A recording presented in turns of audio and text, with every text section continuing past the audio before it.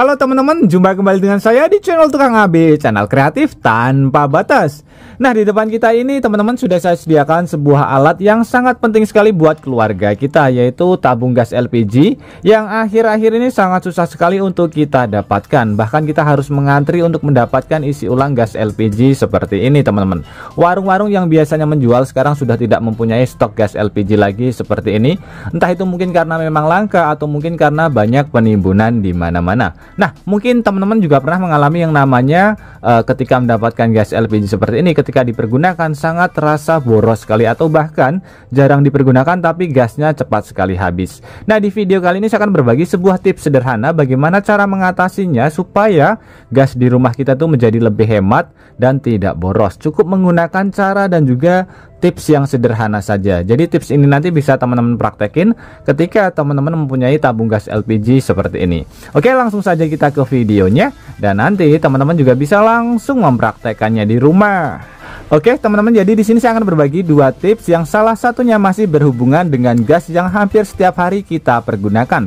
Nah, untuk cara mengantisipasi supaya gas di rumah kita tidak boros, caranya seperti ini teman-teman. Ini adalah tips pertama yang bisa teman-teman praktekin atau nanti dilakukan di rumah sendiri ya. Jadi yang perlu diperhatikan adalah pada bagian seal tabung gas yang kita pergunakan. Biasanya ketika kita membeli sudah ada sealnya ya, dan kita tidak mengecek, tinggal langsung masukin saja, langsung dipergunakan. Padahal ini sangat penting sekali. Kenapa? Karena ini bisa menyebabkan gasnya boros dikarenakan bocor halus. Jadi bocor halus tanpa ada aroma. Nah, seal yang bagus itu biasanya seperti ini, ada tandanya SNI juga ya. Kalau yang ini sepertinya sudah jelek, jadi ini perlu diganti. Ini yang menyebabkan gas yang jarang sekali kita pergunakan itu habis dengan sendirinya. Biasanya bocor halus. Jadi hal pertama yang harus kita perhatikan adalah sealnya. Kalau misalkan sudah jelek, perlu kita ganti. Kemudian yang perlu kita perhatikan lagi adalah pada bagian regulator yang kita pergunakan. Sering-sering kita cek ya teman-teman. Jadi kalau misalkan masih bagus tidak apa-apa, tidak perlu kita ganti dengan menggunakan yang baru. Tapi kalau misalkan kita pergunakan ini selalu bocor, untuk caranya saya juga pernah membuat videonya atau tutorialnya supaya regulator yang kita pergunakan itu tidak bocor teman-teman. Nah, untuk yang ketiga di sini kita bisa memperhatikan pada bagian selang yang kita pergunakan, yaitu selang regulator ya teman-teman. Selangnya itu apakah masih bagus atau mungkin ada retakan-retakan pada bagian selangnya. Kalau misalkan ada retakan, itu biasanya mengakibatkan bocor halus teman-teman. Bocor halus yang hampir aromanya bau gas itu tidak tercium. Jadi bocor yang tidak bisa kita kenali. Lebih baik kita ganti daripada nanti beresiko kalau misalkan ada retakan-retakan kecil ya teman-teman. Itu mengakibatkan bocor halus hingga gas ini terbuang sia-sia. Jadi aromanya sampai tidak tercium karena sangat halus sekali ya teman-teman. Jadi perlu kita ganti. Kemudian untuk tahap yang selanjutnya adalah kita cek pada bagian sebelah sini. Ini yang sering sekali sepele tapi tidak kita ini teman-teman, tidak kita perhatikan ya. Jadi seperti ini, kita ambil kain biasa saja seperti ini, kemudian kita pegang pada bagian selangnya seperti ini teman-teman. Ini sudah diklem ya. Nah, kemudian untuk langkah selanjutnya adalah kita putar pada bagian regulator atau pada bagian sebelah sini berlawanan arah ya. Ini ke bawah, ini ke atas seperti ini. Saya pegang, ini agak licin, sebelah sini saja. Nah, wow, ini malah patah teman-teman. Oh tidak, ini lepas, cuma lepas, tidak apa-apa, nanti saya benerin bisa. Jadi ini fungsinya adalah kita bisa melihat pada bagian klemnya itu dia sudah kencang atau belum. Ini bisa berputar ya. Nah, ini di sini kita putar lagi. Jadi ini kurang kencang teman-teman. Ini juga mengakibatkan gas itu mudah sekali bocor. Nah, dia turun ya. Jadi ini mudah sekali mengakibatkan gas di rumah kita itu bocor pada bagian sebelah sini. Karena ini tidak kencang teman-teman. Jadi harus kita kencangkan terlebih dahulu ya, supaya nanti hasilnya lebih maksimal. Nah, ternyata ini kendor. Jadi ini harus kita kencangkan. Kalau misalkan tidak kencang, biasanya juga bocor halus teman-teman. Jadi aromanya tidak tercium ya. Nah, ini berputar ya. Jadi ini harus kita kencangkan benar-benar sampai kencang, supaya tidak ada yang bocor halus dan supaya lebih aman ke depannya, tidak ada dampak kebakaran. Ini yang pertama. Kemudian kita lakukan juga pada bagian sebelah sini teman-teman, pada bagian kompornya ya. Nah, sebelah sini kita bisa lihat, oh, ini juga terdapat klem. Jadi usahakan pada bagian bawah ini juga kita tambahkan klem supaya nanti hasilnya dia tidak bocor. Ini kalau misalkan kendor, nah kendor seperti ini ya. Apalagi kalau ini misalkan bisa berputar, dia akan bocor halus. Jadi kita cukup putar saja pada bagian klem. Kalau ini klemnya menggunakan obeng seperti ini.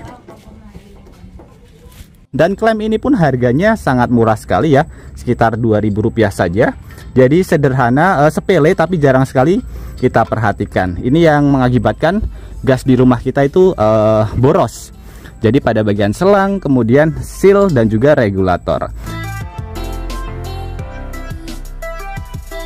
Hal seperti ini sering sekali terjadi ketika kita menggunakan lem seperti ini untuk memperbaiki sesuatu atau menempelkan sesuatu tanpa sengaja terkena jari tangan kita seperti ini. Nah, untuk tips yang kedua, saya akan berbagi sebuah cara kreatif bagaimana cara melepaskannya dengan cara yang cukup sederhana saja. Ini sebagai contoh saja, nanti jangan dilakukan di rumah ya teman-teman, tanpa pengawasan dari orang yang lebih tahu. Nah, ini menempel sangat kuat sekali. Ini kalau misalkan saya lepas, otomatis kulit jari tangan saya akan terkelupas teman-teman. Hal seperti ini membuat kita menjadi khawatir. Jadi jangan buru-buru pergi ke rumah sakit atau ke dokter karena itu membutuhkan biaya ya. Nah, di sini untuk tipsnya cukup sederhana. Kita cukup menggunakan pasta gigi saja dari bahan yang mudah sekali kita dapatkan di rumah ya, dan juga air hangat. Jadi untuk cara melepaskannya seperti ini. Ini jangan langsung kita lepas karena sangat beresiko sekali teman-teman. Nah, untuk cara melepaskannya di sini tinggal kita tambahkan saja pasta gigi yang ada di rumah kita. Mereknya bebas ya. Tidak harus menggunakan merek yang seperti ini. Seperti ini, kemudian kita tambahkan sedikit air. Kemudian kita oles-oleskan saja seperti ini teman-teman. Atau kita celupkan. Fungsinya supaya airnya bisa meresap ke bagian sela-sela jari tangan kita yang terkena lem. Nah, seperti ini ya. Jadi pasta gigi ini selain kita pergunakan untuk bergosok gigi, ini juga sangat bermanfaat sekali kita pergunakan ketika tangan kita terkena lem. Nah, seperti ini. Ini airnya air hangat ya, jangan air yang dingin. Kemudian untuk proses selanjutnya tinggal kita goyangkan saja seperti ini. Kemudian tinggal kita lepas secara perlahan-lahan saja. Kurang lebih contohnya hasilnya seperti ini. Bisa terlihat ini terbuka perlahan-lahan ya.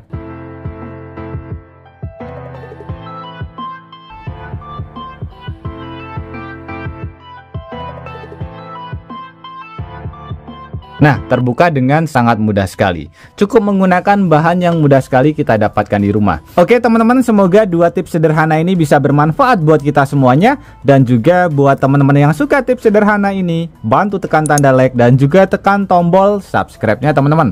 Dan mungkin cukup sampai di sini dulu video terbaru dari Tukang AB. Terima kasih buat teman-teman yang sudah menonton. Semoga sehat selalu. Sampai jumpa di video selanjutnya. Wassalamualaikum warahmatullahi wabarakatuh.